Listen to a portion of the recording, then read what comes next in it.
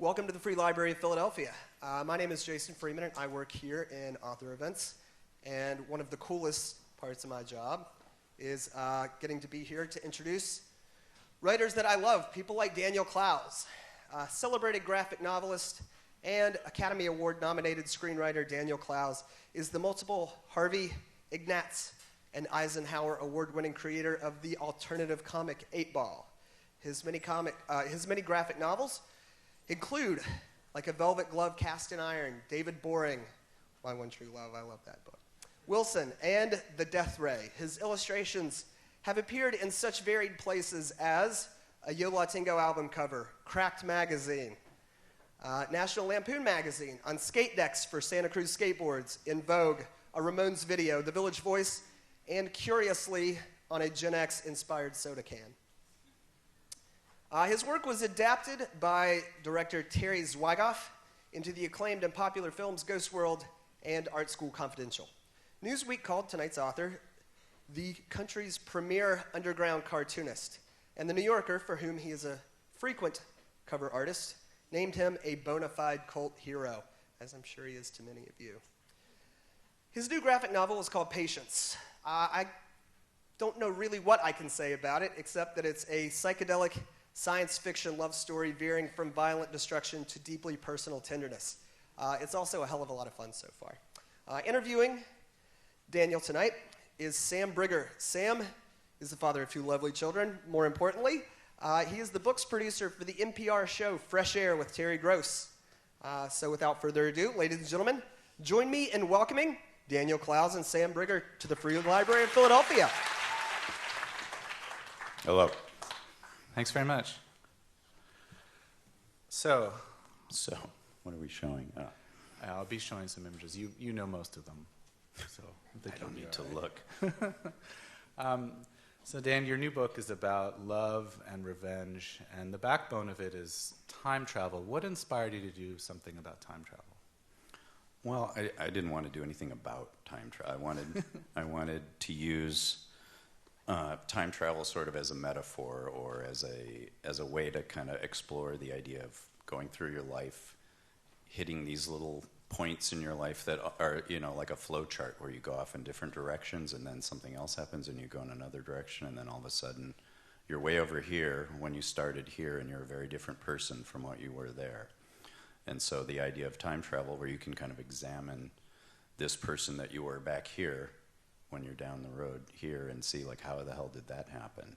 That's what, because I'd spent a long time prior to working on this putting together an exhibition of my work, old work, and a monograph that went with it, and that entailed digging through drawers and looking at all my early work and kind of all the stuff that I deeply repress both in my own mind and like physically into drawers in my house and never look at.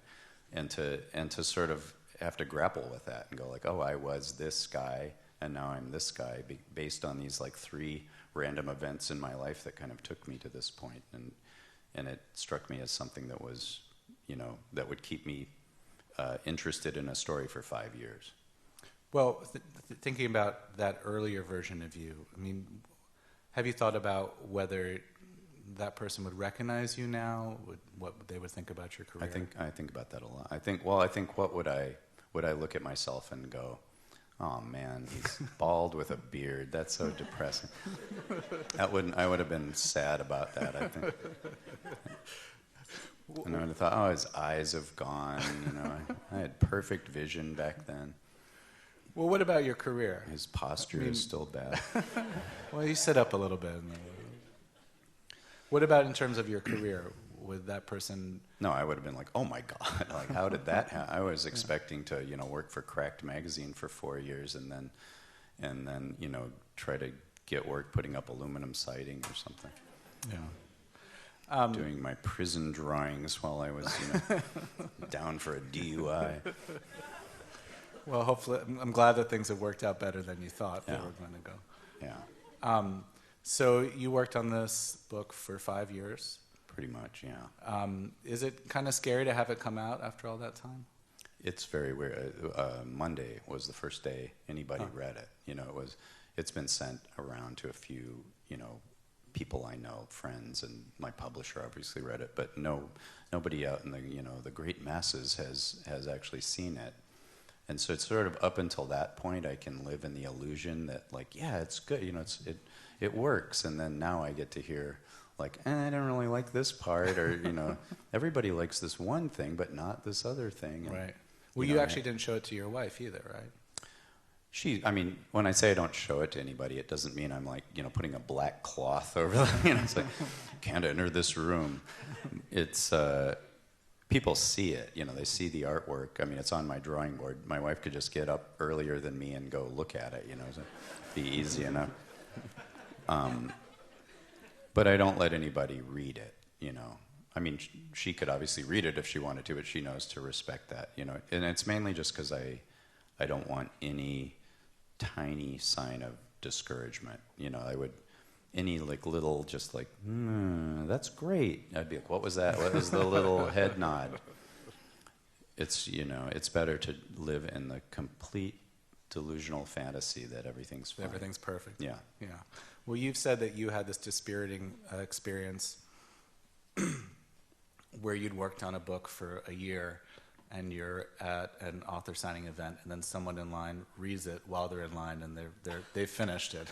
Oh, yeah. No, with the early comics, they were 30 pages, and I had many times where, I'd have a line and I was signing and I'd see somebody, I'll get one of these and get it signed, and they would be in the line reading it, and they'd get to the end and it would be like, why do I need this? I'm done with this, and they'd put it back.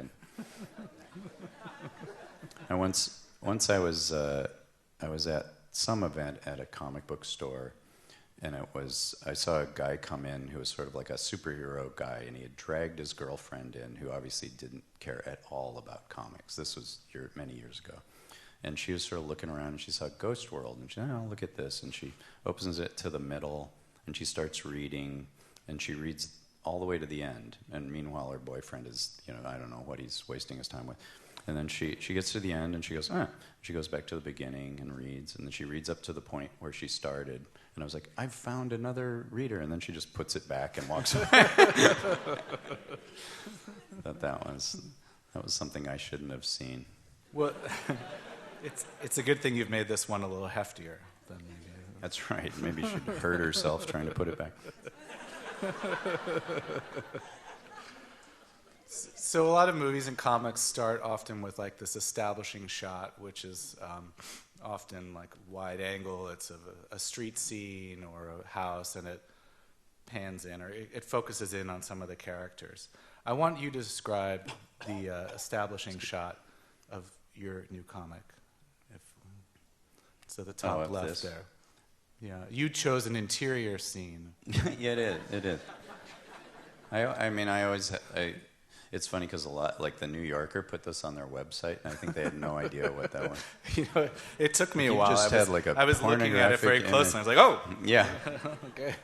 I always like the idea of starting a story with, the conception of a character, just that moment. It seemed like that's just boom, you're there.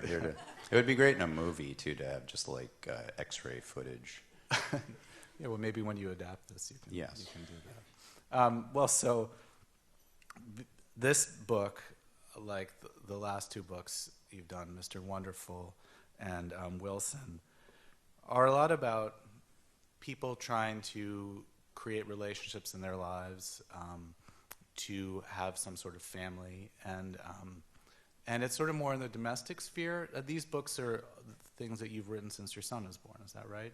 Yeah. Yes. So, what has been interesting you about sort of more of a domestic story? Sorry, I'm very sick up here. Well, it's obvious you have no idea how that's going to affect you to have a child. And I resisted having kids for a long time because I was terrified it would affect me. And I thought I'm going to try to get through this without having without even noticing that little brat in the other room. But the minute you're sort of faced with that responsibility, you find out things about yourself that you maybe didn't want to face. You find out what your true opinions are. I find that when I'm talking in front of my son, I find I try to say like what I really feel rather than some version of myself I would have had in my 20s, where I had some pose that was just, I want to be contrary because of this various thing. It was much more. I want him to know like what I actually really feel and like what are my real values. And you find yourself kind of really like, do I believe in this? And is this an actual opinion of mine, or is this just some masked thing I'm trying to put out to the world? And so I found it was like very profound in that way, that I sort of became more myself in a certain way. And then you also have that thing of where before that I thought of myself as like, you always think like I would take a bullet for my best friend or for my wife or something, and then you think like, yeah, if the gun was pointed at me, I'm not sure about that. Like I'd probably be like, I've got a lot to do here, maybe not me. And then, but the idea of like protecting your child, you really do know. Like I would like, carry a bear carcass through the Ozarks with my teeth to, it's like you would just do whatever it took.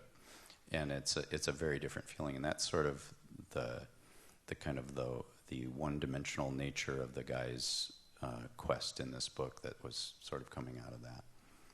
Do you think that that desire, when you're around your son, to be honest as you can be, has that translated into your work? I think so, because I think I then just sort of synthesize that and think what am I really what do I really think? And so is that part of the reason why your books have become longer and you that I don't know. I mean, they haven't necessarily become longer. They're kind of all over the map. Okay. I mean, I think a lot of my early works are about that idea of identity. You're trying to figure out who you are.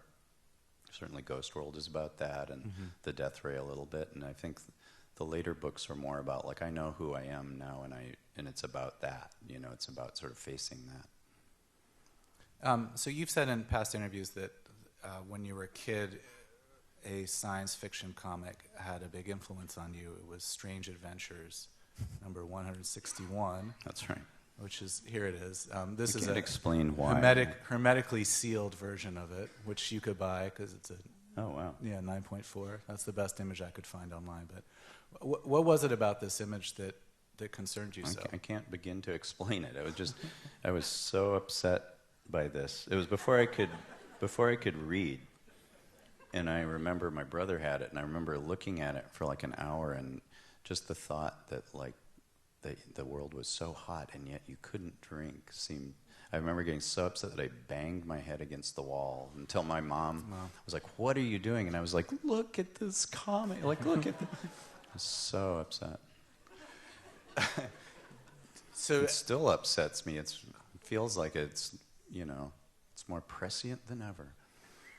Well, I think you've also said that this had there were some concerns about family life that you noticed in this cover too. Yeah.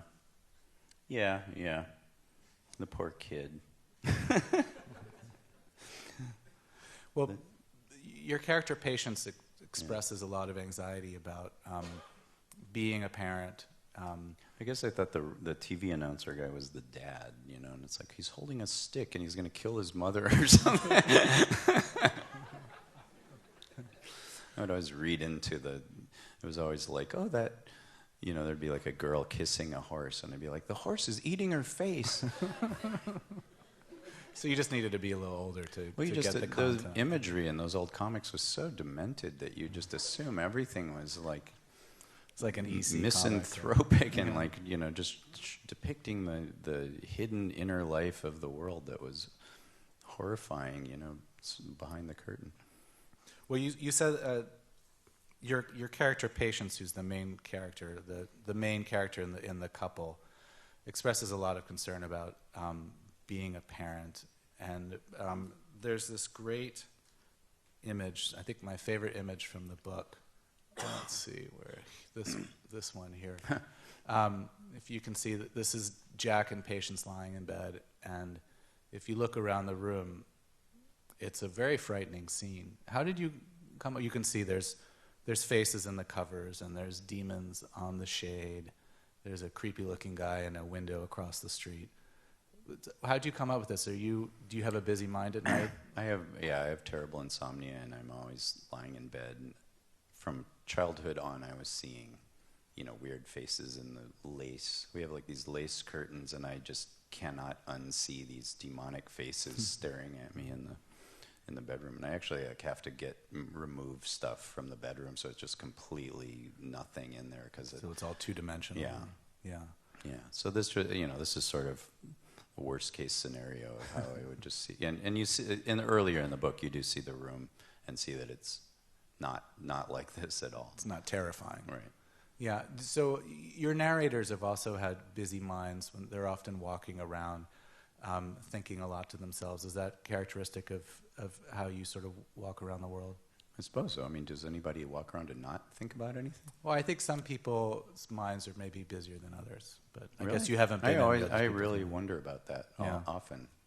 Yeah. Sometimes you imagine people don't have any thoughts at all, and you think, how can that be?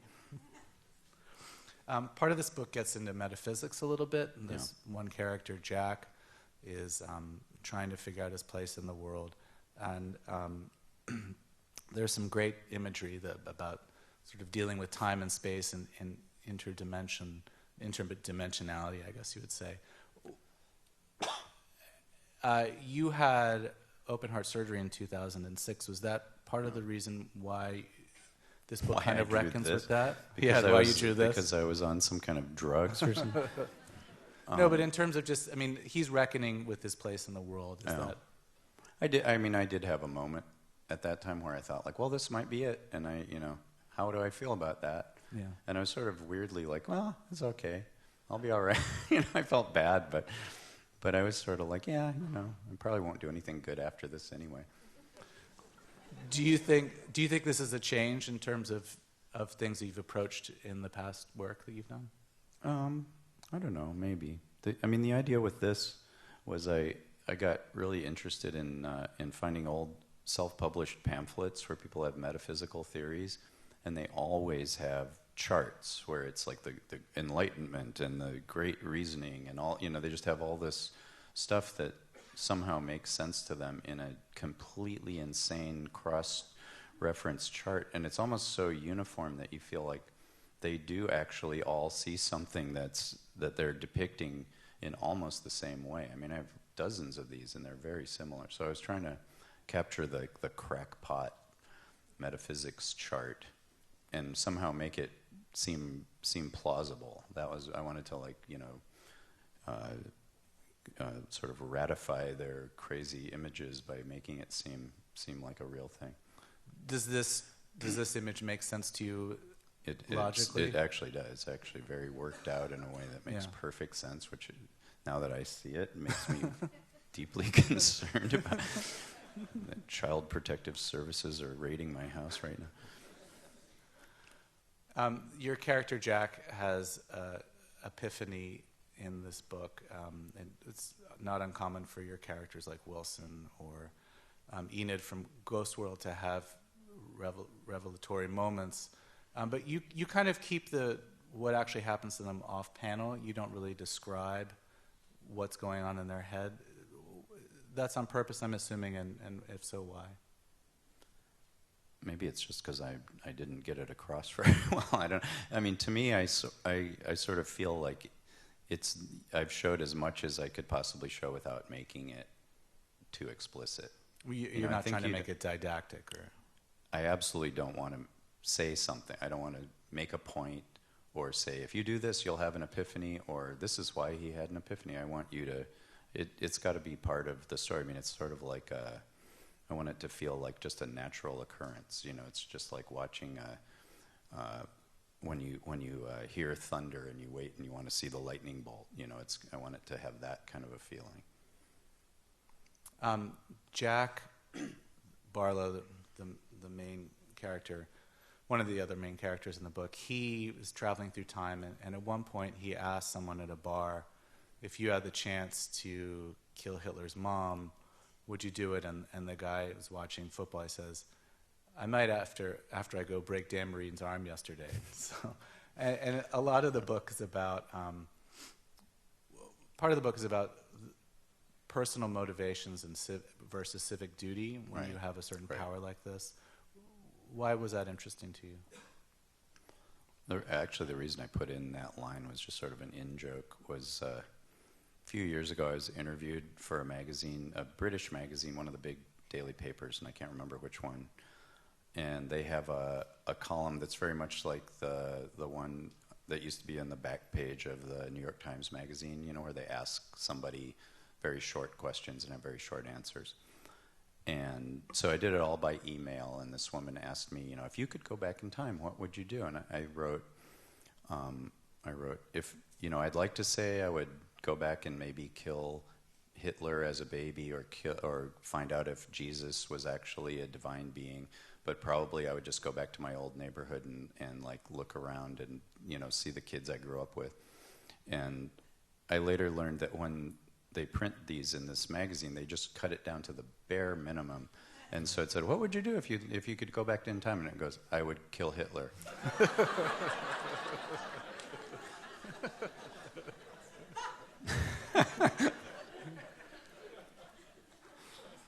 Well, you actually have your character Jack go back to his old neighborhood. Yeah, that's what after I you know articulated that, I realized that that's kind of what the story's about in many ways. Have you done that yourself? Oh yeah, my mom still lives in the same house I grew up in, so it's easy. Is that an enjoyable experience? No. No. It's fraught with emotional peril, I will say. But one that is it edifying in some way? Oh yeah. I'm you know, I'm a grown man. I can take it, but it's a little it's quite something to see. Sort of, it's like my mom has a lot of stuff in the house, and it's sort of like I can still see my stuff kind of under all the stuff. Like it's like my childhood is preserved under old newspapers under layers. And stuff. Yeah. Do you still have a room there? What's your room? Well, sort of. I mean, there is a room that I used to live in that's now filled with auto parts. With auto parts? Yeah. My mom ran a garage in Chicago for years. But she still has the auto parts. She has the parts, not the garage. Not the garage anymore. My mom is now, she's 86 and she's a lawyer. She got her law degree when she was 76, I think. Wow. Yeah. That's amazing. Yeah, she is an amazing person. Is she practicing? Yeah. She does elder law, not surprisingly.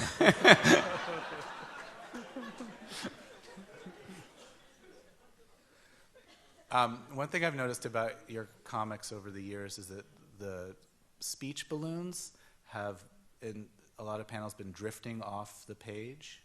Yeah. And so you can't actually read what the people are saying. How did you come up with that, and why? It's one of those things that just sort of happens by necessity. I think I started with that Mr. Wonderful book, and the idea was that I wanted the book to be all inside his head. So you see his thoughts, and they're always in the foreground, and whatever anybody else is saying is covered up by those thoughts. So it's sort of the way that we normally are talking to each other, where we're thinking about, like, I really got to go, and somebody is telling us something, and we're not focusing. Right. I wanted to capture that. And I liked the way it worked. I just liked the idea that it showed the intention of leaving something to your imagination, and it left it for you to fill in. I do have lots of people who write and go, what were the words in this one? Oh, really? They want to know what are they saying? Yeah. Do you know what they're saying? Yes. Yeah. No, to make it look right, I have to write the whole thing. Oh, you write it looks on the weird. side. Yeah. But it's often just totally made up. It's not like I copy edit the missing words or anything. Yeah. So this book is highly plotted, I think more so than some of your previous work. Did you have to really set the structure out ahead of time more than other things you've done? Well, yeah. I didn't think I could just wing a time travel story. Yeah. I was very concerned with. I didn't want anybody to read the book and have everything that I'm really interested in work, all the relationships and the motivations and the characters, they're like, oh, those were great, but it doesn't make sense. You know, the time travel thing doesn't make sense. I wanted that to be all the questions answered, and you don't have to, you know, concern yourself with that, because that's not really what the story is about. So I had to make sure that was as figured out as it could possibly be. And it really took the entire 5 years to get it so every little thing kind of added together. And you find little connections along the way. It's a good process to work that long for something like that. Did you like working like that? Kind of, yeah. It kind of it frees your mind to do the more creative stuff, because you have to use a part of your brain on this kind of nuts and bolts thing, and then all of a sudden you find you're able to kind of think about the more creative aspects without this, you know, that part of your brain kind of, you know, making your creative decisions more logical or something. It's like your logical brain is used for something that requires logic. So you're like plotting out the specific points you have to hit, and then in between those moments you can work on the relationship between the characters. Right. I always hate when people compare anything to jazz, but that's very similar to how it is in a way, where you have a theme and you have a sort of a structure that you kind of go back to, but you can go off in all different directions along that theme. Fantagraphics recently reprinted in a 2-volume set the first 18 issues of Eightball. Yes. And you were very much involved in that. Was it enjoyable to look back at all that work? I mean, I know you've already done it for the show that you were mentioning before, but you know, I find there's a lag time. If something is just a few years old, it makes me cringe. You know, I look at it and go, oh my God, this is a disaster. And if it's like 10 years old, I'm sort of, well, you know, I was a young man. And this stuff seems so old. It's like, I was very forgiving of it. And I had to really like look back and go like, well, I worked really hard. You know, I remember working all the time, every day, all day, doing this stuff and trying to learn to do this, you know, do that kind of artwork. And it required like real tenseness on my part. You know, it was very difficult. Excuse me. Did you have a desire to change anything or fix things that you thought were a problem at all? I mean, I know you've done that when you've taken old stories and then had them come out again as a... Yeah, this is, you know, the warts and all. In fact, there was an issue of Ghost World where the colors were printed in orange instead of blue for some reason. It was just that we were all like, why did that happen? Right. Nobody ever will find out. And I was like, no, we got to do the orange. It's got to be the orange Ghost World, you know, because that's how I saw it. I wanted it to be how I saw it the first time. But we did sort of, you know, digitally remaster everything, which means we had to get the original art back from collectors and things like that. Right, because you sold a lot of it, right? Oh yeah, I used to sell everything for no money. And my dear friend Alvin Buenaventura, who helped me with this, who just passed away a few weeks ago, did this amazing sleuthing work where he would find a collector who had sold it to another collector, who had then traded it at an auction, who sold it to a comic store, who sold it to the and he would somehow find these pieces and then con the people into sending us the artwork so we could scan it. So and then we'd happen to lose it in the mail. Yeah. No, we weren't good about it, but it was, you know, it was because a lot of the stuff was we just had no way to print it except the blurry comics, you know, and I didn't want to do that. What was sort of the most surprising or fun thing about looking back at these issues? I mean, I was really down on myself during that era. I was really always trying, like, I got to get better. And then looking back on them, I sort of was forgiving myself. I was like, you know, you did a good job. These are pretty good. And they're dense, and they're, you know, I always felt like I gave the readers their money's worth. You know, they were $3 or whatever, and I would kill myself for those issues, you know. How long would it take to make an issue? You did everything. I think the comic was supposed to be quarterly, and it was always like 9 months per issue. Yeah. It's hard to make a living on a $3 comic that came out once a year. But and you did all the lettering yourself, I did everything. I did everything there could be done. Do you still letter by hand? Oh, yeah, of course. Well, I know a lot of people use approve. computers I don't now. approve of that. I can tell a mile away, and it always Really? I feel like I'm reading a robot going like, and then I will go. Well, I always thought amazing too that you did the lettering, but also the font you used was very elaborate too. Like the narration always had these. I don't know what you call it, but these little serifs. flourishes. Yeah, the serifs on it. Yeah. That didn't drive you crazy doing this? I can do it very quickly, yeah. Really? I'm a professional. All right, well, I have to ask you about one image from Okay. Eightball, and this is an image that has traumatized me for years. This is from like a velvet glove cast in iron, and above that's Tina, who is part mutant fish, part human, I think, trying to seduce our hero Clay Loudermilk. And I think I've always interpreted it as that she's dropped her eggs on the bed that she's hoping he's going to inseminate. Well, duh. Why did you do this to me? How did this image come up in your mind? I was trying, at the time I wasn't really, I was like, how did I come up with Tina? And then I was, when I finally got the internet, whenever that was, 1998 or something, I was looking at old episodes of The Night Gallery, which was like Rod Serling's show after The Twilight Zone. It was sort of a horror show in the 70s. And there was an episode where an old sea captain, I think it was like Stuart Whitman, finds a mermaid, pulls up a mermaid on his boat, and he falls in love with the mermaid, and he wants to change her into an entire woman. And he finds some witch doctor or somebody who does a spell on the mermaid, and then he sees the legs walking toward him, and he's like, oh great, and then he pulls the sheet over, and it's this giant fish woman.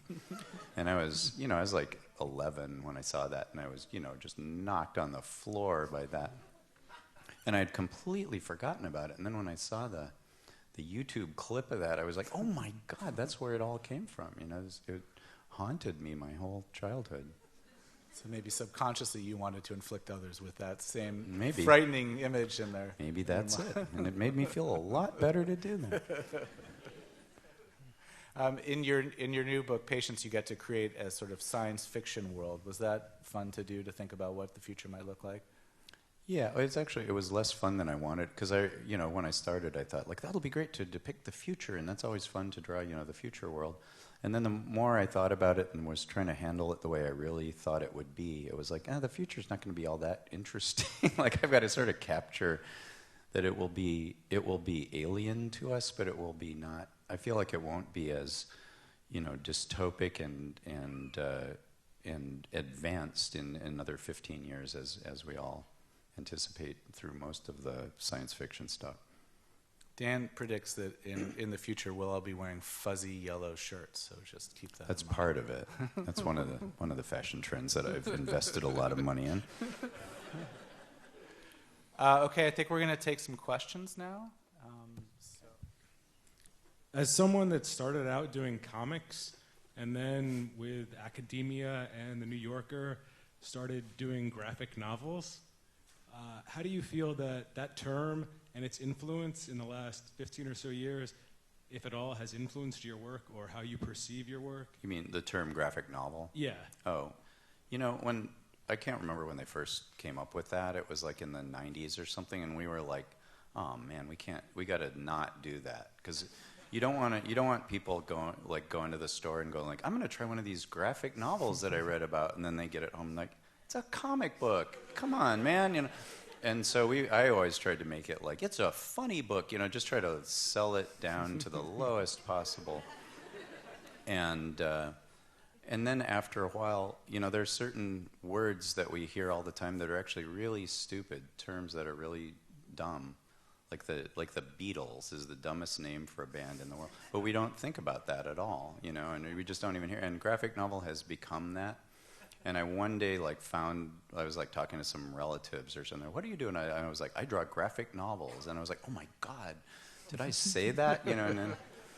And now I just, it was like a clever marketing ploy, and it actually makes sense, because it's not a comic book, most graphic novels are not graphic novels either. they're memoirs, a lot of them. Right. So, yeah. So you prefer cartoonist, right? I don't ever say like I'm a graphic novelist, but as a cartoonist, I don't know. I always feel like it's maybe good that we don't have words for any of this stuff. Like that's what dates things. Like my generation of cartoonists, we weren't underground cartoonists. We were like, we didn't have a name. Like people would go like alternative cartoonist or indie, but we never had an official name, and so like we never got dated. It was like, oh, that thing of the '90s. It's like grunge. If we were like grunge cartoonists, that we'd be so over. But somehow we've kept on just because of that. IMDb describes you as a comic book professional. So really, yes, like that. Yeah, we can use that. That was all we wanted to be when we were younger. I just want to be a pro. I was wondering, I'm a big fan of like pulp novels and Pulp Fiction and things like that. Yeah. And whenever I read a lot of your earlier work, I get that feeling, a lot of similar feelings and things like that. And I was wondering if you growing up, did you read a lot of things like that, or noir movies, or things like that? My both my dad and my grandpa were were really into that stuff. Jim Thompson. My grandpa had all Jim Thompson's paperbacks. And all, even Mickey Spillane, stuff like that. So I was poking around my bookshelf recently and found an old copy of Aesopus magazine and realized that your name was listed on the advisory board. Is it actually you or someone with That is actually me. So I've never actually advised him. I was wondering to what extent you were involved. He used to do this other magazine that I did a little strip for. He had a magazine called Public Sphere that I did something for, and when he started Aesopus, or I guess it's called Aesopus, he told me, he said, can I put you on the advisory board? I'm going to ask you, if you can recommend things. And I've been on there for, 10 years, and I've never once recommended anything. But I'm proud to be on there. Have you seen any of them? He sends the magazines. I really like the magazine. So you're just a figurehead. Totally. It's like when somebody presents a movie that they have nothing to do with. David Cronenberg presents. So in the run-up to this book, you've described it as being influenced by like Steve Ditko and Jack Kirby, and I guess those guys are both known for being like old cranky assholes, right? I don't think Kirby was an asshole. All right, yeah. I mean, and Wally Wood was on his way to that, and then he died. Yeah. And you also write a lot about old cranky guys, and so I'm wondering how aware you are of yourself as like trying to push back against that, or whether you're just letting it happen, or if you're worried about that or anything like that. Those guys are my meal tickets. That's my niche. I don't know. Somebody's got to do it. Maybe you should coin your work cranky novels. Cranky. I'm a cranky novelist. You talked a little bit earlier about where you were and how you started versus where you are now, and how you'd be shocked and amazed at your success. I was wondering if you had to pick one person who was most responsible for your success, who that person would be. I would look in the mirror and say myself. No. Well, it would be George W. Bush. No, I have no idea. I don't have like a one particular person. I didn't have anybody, like when I started comics, there was nobody who really like championed me or made me feel like, now you're part of the inner circle. I always felt sort of outside of that. And, I've just sort of always tried to, just do my own stuff. And I don't know, I don't really feel like I have like somebody like that, I would think. I have a lot of close friends who all influenced me in very profound ways, but there's not that one person, who I can say, like, he discovered me. Celine Dion's husband, or, one. Do you think you're that person for anyone else? I hope to God I'm not, because I feel like that's fraught with peril, if you're like that for someone else, then later they grow to resent you and want to kill you. So, I've tried not to help anybody along the way. And that's only the best for their own good. Yeah. I know you're responsible for collecting Nancy strips and the archival I think that went together. How do you know that? 4 years ago. You're reading the fine print. Yeah. I was just curious what your collection looked like and how you got into it. Like, do you have original art or? I clippings wish I had a really cool story about that. I don't know. Whenever I first got eBay, the first thing I did was just look up who has old comic strips, and some lady had a few Nancy comic strips that are meticulously clipped out from the old daily newspaper for sale. And I wrote to her and said, "Do you have any others?" And she goes, "Oh, I think I do." And then she wrote back and she's like, "Yeah, I have 1931 through 1976 complete." All clipped out, all wrapped in saran wrap. And I said, "I want them." And so I bought them off of her. And I just assumed everybody had the complete run of Nancy. I mean, I assumed that there were other people who had better collections. I'm missing a couple years here and there. And when Fantagraphics started reprinting the old Nancy strips, Kim Thompson was saying we can't find any of the strips. Do you know anybody who has them? And I stupidly said, "Yeah, I have them all." And so if I hadn't said that, I wouldn't have to FedEx them a box every 2 years of my strips. So that's the very unglamorous story of how I have all my Nancy strips. Considering you seem a little bit more forgiving of your early work nowadays, is there any chance of seeing any Lloyd Llewellyn reprints anytime soon? I'm not that forgiving. I draw the line. I felt like with that stuff that I was learning panel by panel, and it's to me it's not something I want somebody to go "Oh, this is equal to the," and nowadays people will go, "I want to see his first earliest work," and I just don't want that to be. I don't want that to speak for me somehow. Thank you though. Comics have changed a lot, particularly in the last 15 years, in terms of approaches to image making and what's acceptable in terms of narrative and approaches to making comics. Is there anybody in the last 15 years or so, or newer artists that you've been paying attention to that make you feel like you want to try different things, or want to change the way that you do things? There are a lot of younger artists that I'm very inspired by, and I am drawn to. People like Michael DeForge and Simon Hansel, one or two that really come to mind.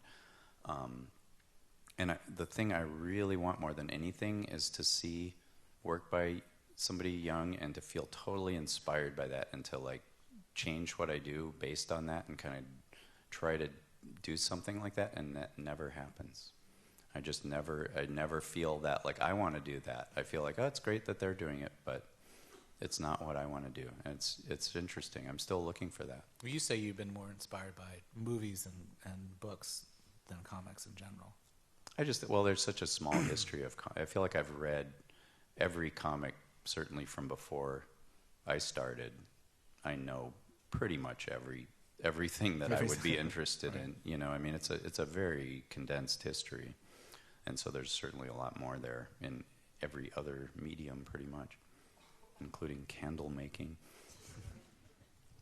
Who are your favorite non-Daniel Clowes writers, any media? Non-Daniel Clowes writers? Yeah. There are no non-Daniel Clowes writers. You mean just regular prose writers or comic writers? Oh.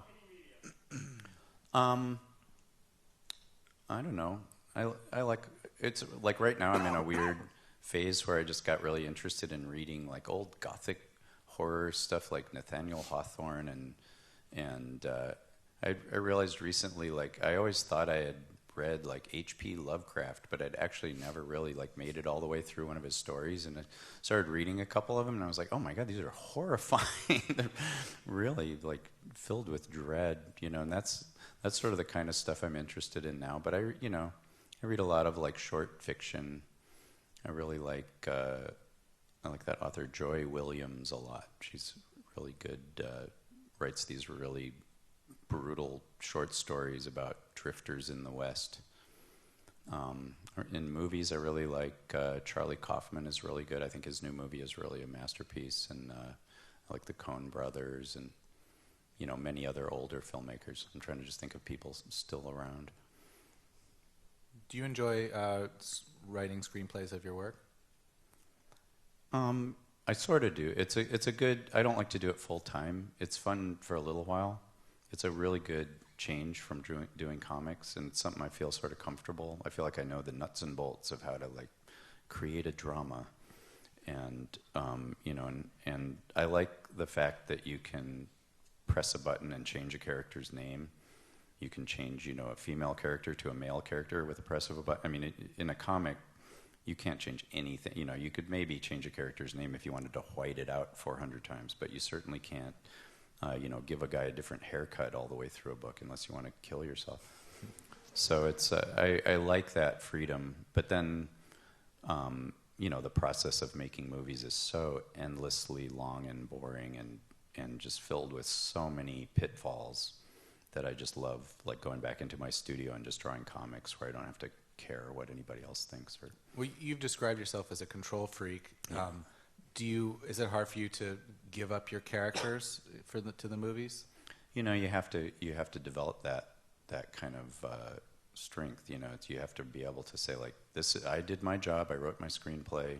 This is what I've done, and whatever happens from then on is out of my hands. And I wish them the best, and that's it. That's what you have to do. I mean, you imagine being a playwright where it's always being produced by somebody else over and over and over. Be half of the time it would probably be just unbearable. What do you think of unauthorized film adaptations of your work? I'm a great booster of them, and I love performance art as well. Here, I have an image for that. You're prepared. I'm prepared. Hold on. It'll get there in a second. Oh, man. That's not something I wanted to have to see. To me, the only really bad thing about the whole thing was just that, now I could never Google myself without our two names being linked. I'll change the slide now. Thank you.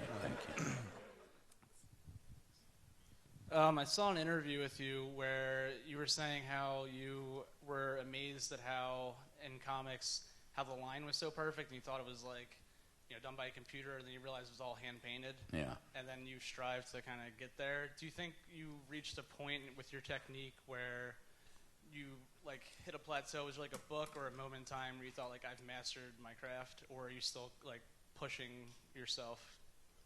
It's an endless process that goes through these cycles of me feeling like I've done it. I've finally got it. This is exactly what I want it to look like.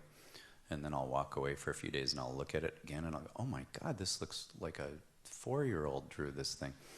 And sometimes I'll think I'm really drawing as good as the people I was inspired by when I was young. I've finally gotten to that point, and then I'll look at their work, often old guys who are drawing comics when they're 20, 25 years old, that are unbelievably better than anything I could ever do.